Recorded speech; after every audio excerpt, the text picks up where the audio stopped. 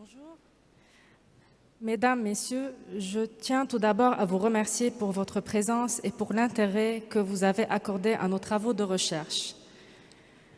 Dans les années 50, une collection nationale de beaux-arts est née au Liban. L'action du ministère de l'Éducation nationale libanais qui a constitué cette collection est mise en relief dans ma recherche. Un projet de musée des beaux-arts destiné à recevoir la collection nationale du Liban ne s'est jamais constitué sérieusement depuis et les circonstances de guerre n'ont pas aidé à l'élaboration du projet. Depuis 2011 et la guerre en Syrie, un climat régional pesant a fait fonction de catalyseur pour éveiller la conscience collective libanaise et la problématique du musée est alors réapparue à la surface. La scène locale libanaise a été animée par des actions culturelles et des expositions à grande échelle qui témoignent de ce besoin de vie culturelle et d'appropriation symbolique du patrimoine. Un musée national des beaux-arts pour le Liban, de la Fondation au renouveau, sujet né dans une période d'instabilité au Moyen-Orient, se base sur un large corpus d'archives inédites, au-delà de l'aspect strictement patrimonial et libanais. Il ouvre des enquêtes dans des domaines éducatifs, universitaires et culturels qui articulent l'aspect matériel du patrimoine avec sa dimension sociale dans le cadre de politique de la médiation. Par ailleurs, au-delà de l'aspect historique, mon travail ouvre des perspectives sur les possibilités à venir de créer ce musée, de définir ses missions et de réunir les conditions de sa réussite à long terme. Ma recherche sur ce sujet remonte à 2010, à une époque où la question d'un musée des beaux-arts à vocation nationale au Liban n'était pas encore d'actualité. Les musées et les projets muséaux ont commencé à surgir à partir de 2012. Le musée privé Makam au Modern Art Contemporary Art Museum est l'un d'eux. En 2014, le secteur public, à travers le ministère de la Culture, s'investit dans l'art. L'État est cependant alourdi par les problèmes politiques, économiques et sociaux. Le secteur privé prend en effet la relève et s'unit avec le ministère de la Culture. Et c'est ainsi qu'un musée virtuel a été décidé en 2014 et lancé en 2015 pour regrouper la collection grâce à la collaboration avec l'Académie libanaise des beaux-arts, l'ALBA.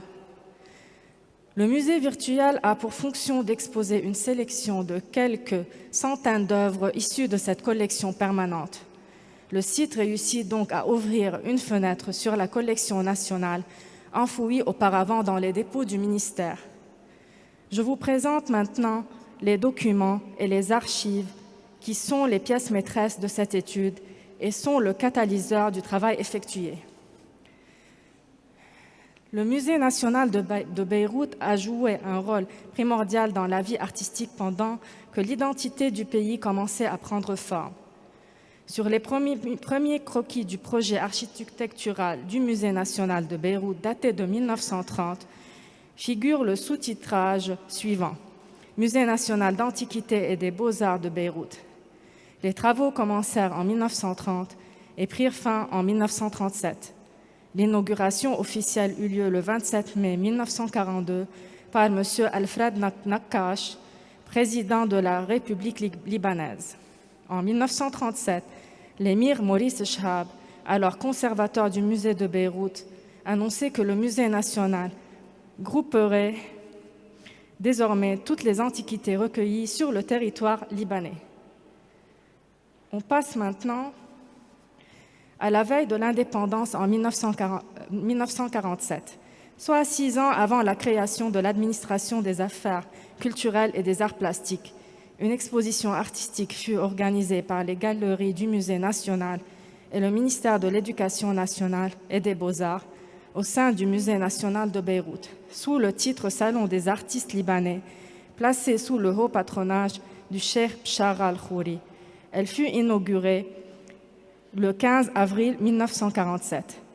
Le catalogue, dont il ne subsiste qu'une copie connue à ce jour, montre la présence des grands pionniers de l'art libanais, l'écrivain et peintre Gebran Khalil Gebran, Mustafa Farouk, César Jmaïl, Omar Ounsi, Saliba Douaihe, Youssef Lehouaïk et d'autres. Le style est figuratif et impressionniste. Les thèmes sont le portrait, le paysage et la nature morte. Le catalogue présente le travail de 11 artistes et les titres de 145 œuvres exposées. Le Musée national archéologique a tenu des expositions d'art contemporain libanais dès sa création. Les premiers croquis du musée dataient de 1930 et l'activité en son sein suggérait que le Musée national de Beyrouth allait devenir un pôle culturel et artistique. Or, il a été purement consacré à l'archéologie et la dénomination Beaux-Arts a été depuis supprimée de son titre. On passe maintenant au journal Revoir l'Orient du 15 janvier 1957. Le critique d'art Marcel Zahar introduit Joseph Abou-Rezeh, l'écrivain et le nouveau critique d'art libanais. Cette information est révélatrice qu'il y avait non seulement des artistes, mais des critiques d'art qui accompagnaient leur production dans la presse. Joseph Abou-Rezeh, professeur d'esthétique, philosophe et conseiller des ministres, ancien directeur du département des arts plastiques au ministère de la Culture, anciennement ministère de l'Éducation. Né en 1924, décédé en 2014, est l'un des principaux fondateurs de l'Institut des Beaux-Arts à l'Université libanaise, créé en 1964. Joseph Abou-Rezeh est le premier qui a écrit un aperçu sur l'histoire de l'art au Liban, sous le titre de Regard sur la peinture au Liban, qui fut suivi par plusieurs œuvres, romans, pièces de théâtre, dont son fameux livre Esquisse d'une esthétique, paru en 1979. Joseph Abou-Rezeh, le grand ami des artistes libanais pour lequel j'ai dédié ma thèse, est la principale source des archives sur laquelle ma thèse a été modelée. On passe maintenant à l'exposition d'art contemporain libanais qui s'est tenue à la Galerie nationale d'art moderne de Rome, qui est l'événement artistique national le plus marquant de l'année 1962. C'est la première manifestation officielle réalisée à l'étranger par le département des Beaux-Arts au sein du ministère de l'Éducation nationale libanais et par l'ambassade italienne. L'inauguration se déroula en présence de l'ambassadeur, du représentant du ministre de l'Instruction publique et du directeur général des relations culturelles au ministère des Affaires étrangères italien. De nombreuses personnalités libanaises ont assisté à l'événement, dont Eli Boustani, chargé d'affaires de l'ambassade libanaise à Rome, et Joseph Abou-Rezeh, directeur du département des Beaux-Arts du ministère de l'Éducation nationale. Les artistes exposants étaient Saïd Ael, Yvette Ashar, Rafi Sharaf, Amin El-Bacha et d'autres. L'art abstrait, le symbolisme et l'art conceptuel sont mis en avant à travers les thèmes du paysage, la nature morte et la calligraphie arabe. On passe à notre dernier slide. À l'occasion du 11e salon de printemps du 8 mai 1964, cette photographie des ouvriers en cours de montage a été prise avec une sculpture de nu féminin à l'avant-plan et une sculpture abstraite à sa gauche. L'article par Denise Hamoun décrit des artistes libanais pionniers de 1953 comme des travailleurs solitaires et dispersés. Le 11e salon a réuni des artistes libanais étrangers résidant au Liban à travers 125 toiles et 15 sculptures et l'exposition fut accueillie au Palais de l'UNESCO. L'écrivaine la qualifie de seule exposition au niveau national et mentionne la réalisation de nombreuses expositions individuelles à Beyrouth. Yvonne Kochran, l'héritière du Palais Sursaut, et les artistes Omar Onsi et Rachid Wehbe ont été membres du jury. Dans son article, l'écrivaine interroge Joseph Abou-Rezeh sur la situation des artistes en 1964, 10 ans après le premier salon de printemps. À quoi ce dernier lui répond que les artistes libanais ont réussi à avoir leur propre style, éloigné de l'influence occidentale, sans s'en débarrasser pour autant. Il annonce la Biennale des pays d'Orient. Cet article est aussi révélateur sur le palais de l'UNESCO. Clairement, il y avait un projet de réaménagement de ces locaux afin qu'ils puissent accueillir la Biennale en 1966. Pour conclure, de 1954 à 1975, le ministère de l'Éducation a acquis par achat près de 1200 œuvres. La politique d'acquisition ne s'est pas arrêtée durant la guerre civile libanaise, mais elle s'est ralentie. La collection d'art moderne et contemporain comprend de la figuration et de l'art abstrait, majoritairement des huiles sur toile, mais il y a aussi des dessins, de la sculpture en métal, en marbre, pierre, des bas-reliefs, des céramiques et des mosaïques. À cette collection, proprement dite de portraits, de paysages et d'art abstrait, s'ajoutent 77 peintures de portraits qui appartiennent aux archives nationales libanaises. Depuis 2017, l'association APIL inventorie les œuvres dans les dépôts du ministère. 2358 pièces recensées pour 500 artistes depuis le 19e siècle, la plus ancienne appartenant à l'artiste Daoud El-Korom et la plus récente datant de 2015. La collection nationale inventoriée manuellement et numériquement et photographiée et rangée dans les dépôts du ministère. APIL, qui est donc en charge de cette tâche, est par ailleurs responsable du projet de Beyrouth Museum of Arts, BEMA, qui est supposé accueillir la collection nationale dans un musée qui se tiendra sur un terrain offert par l'Université Saint-Joseph en face du musée archéologique national de Beyrouth. Cela dit, cette collection verra-t-elle le jour physiquement? Le public libanais sera-t-il en contact réel et non virtuel avec son histoire artistique? Mesdames et messieurs, je vous remercie de votre attention et je me tiens à votre disposition pour répondre à vos questions.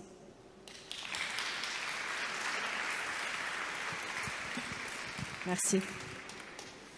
Merci beaucoup. Oui, alors je vois déjà une première question. Bonsoir. Bonsoir. Alors, si j'ai bien compris, le Musée national des beaux-arts de Beyrouth n'est pas encore construit complètement. Et en fait, pour l'instant, c'est toujours les antiquités qu'on y voit. Et les collections dont vous nous avez donné toute une palette très vaste, c'est uniquement une exploration virtuelle à l'heure actuelle. C'est bien ça? Exactement, exactement. La collection, elle est consultable sur 2 sites web. Sur le site du Art Modern mv.gov.lb, donc .gov.lb, et le site du musée BEMA en construction, bema.museum. Donc c'est consultable en ligne. Pour les Libanais même, elle n'est pas physiquement, elle existe maintenant dans les dépôts, dans les sous-sols du ministère de la Culture, dans la région du Palais de l'UNESCO. Et donc, elle n'est pas accessible pour la visite. Est-ce qu'il y a une autre question sur cette collection, ce musée? Oui. Alors, je vais essayer de vous entendre. Je vais reprendre la question au micro après.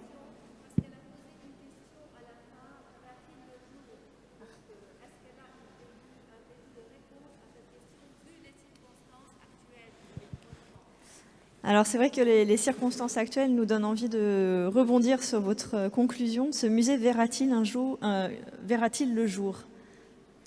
Comme on dit au Liban, avant l'explosion, c'est pas comme après l'explosion. Le 4 août, c'est une date d'un grand souffle pour les Libanais. C'est pas un souffle positif, c'est un souffle qui a détruit toute la ville. Donc non, je pense qu'elle est bien là où elle est maintenant, dans les sous-sols, franchement. Et la pensée doit être de réaliser le musée peut-être en dehors de Beyrouth, ou bien de suspendre le projet. Objectivement, je vous dis, c'est une nécessité. Aujourd'hui, avant demain. C'est une nécessité d'avoir un musée des beaux-arts pour le Liban national. Mais vu comment la situation du musée sursaut maintenant qui a soufflé, j'espère qu'il n'y a pas... Bien sûr qu'il y a des dégâts dans le musée Sursock, il était en face de l'explosion, mais j'espère que ses archives et sa bibliothèque sont sauvées car ils sont au 1er et 2e sous-sol. Donc pour le moment, c'est à repenser. C'est à repenser. Oui. Est-ce qu'il y a une autre question, remarque? Alors, il existe des musées au Liban, vous l'avez évoqué. Qu'est-ce qui explique que cette collection ne soit toujours pas exposée, qu'elle ait mis autant de temps à être montrée, elle n'est toujours pas montrée? Comment est-ce qu'on peut expliquer ça? Depuis le début, vers les années 50, c'était la priorité au début de constituer les structures culturelles et éducatives. Donc c'est un projet qui a été reporté, mais il n'était pas vraiment... il y avait le musée Sursaut qui était supposé recevoir cette collection, mais il y a eu un débat sur qui va tenir la collection, c'est le ministère ou le musée. Donc c'est un projet qui a été reporté. Après, il y a eu la guerre. Donc le ministère de l'Éducation nationale dans le temps, il a pris tous ses efforts pour la déplacer d'une zone à une autre dans Beyrouth pour la protéger. Parfois dans les locaux de l'université libanaise, parfois dans les locaux de l'UNESCO. Donc elle a circulé, elle a été volée, elle a été aussi, il y a eu des dégâts, elle a été sauvée et restaurée. Après la guerre, pendant la guerre, il y a eu le ministre Michel Edde qui a commencé à faire des efforts et qui a commencé à penser avec son consulat Joseph Aborze comment protéger cette collection. Il a essayé de faire son maximum. Il y a eu après le ministre Rafi Hariri qui est venu, qui voulait fonder le musée. Mais c'est un projet qui a été toujours mis de côté en faveur de projets de promoteurs fonciers, des choses qui rapportent plus d'argent. L'intérêt pour la culture artistique n'était pas à ce point présent. Il a pris vraiment un grand renfort avec les circonstances du Moyen-Orient, avec la guerre en Syrie, avec les problèmes de radicalisme et tout ça. Donc, soudainement, c'était comme une claque pour les Libanais pour se réveiller et penser à un projet de musée des beaux-arts. C'est pour cela qu'à partir de 2014, il y a eu le ministre Raymond Araïgé qui a travaillé sérieusement sur ce sujet. Et c'est sous son mandat sous sa direction, que le musée virtuel a été fondé. Et le projet BEMA, il a signé en 2016, il a signé son accord pour le projet BEMA avant son départ. Et voilà. Mais depuis, le pays a foncé. Voilà. Merci. Est-ce que quelqu'un d'autre souhaite poser une question? Non. Alors peut-être une dernière question pour terminer sur la politique d'acquisition, puisque d'après ce que j'ai compris, on achète encore des œuvres à des artistes libanais aujourd'hui. Comment est-ce que c'est organisé, cette politique d'acquisition? Comment sont repérés les artistes? Comment on fait pour choisir les œuvres qui entrent dans cette collection? Il y a un jury qui choisit les artistes, et les artistes, ils savent qu'il y a des appels à candidature, ils remplissent des dossiers, ils les présentent au bureau du ministère de la Culture. Il y a d'habitude, il y a 2 campagnes d'acquisition par année. Ça dépend si on est dans un moment de crise, ça peut être 1 fois par an. Et pour vous dire, là, la politique d'acquisition, elle s'est ralentie au Liban à travers les années, mais elle ne s'est jamais vraiment arrêtée. Et ce n'est pas des dons, ces œuvres sont achetées par l'État, elles sont achetées depuis les années 50 par le ministère de l'Éducation nationale qui est par la suite transféré l'autorité sur cette collection au ministère de la Culture. Bon, un grand merci pour cette présentation. Merci beaucoup à vous.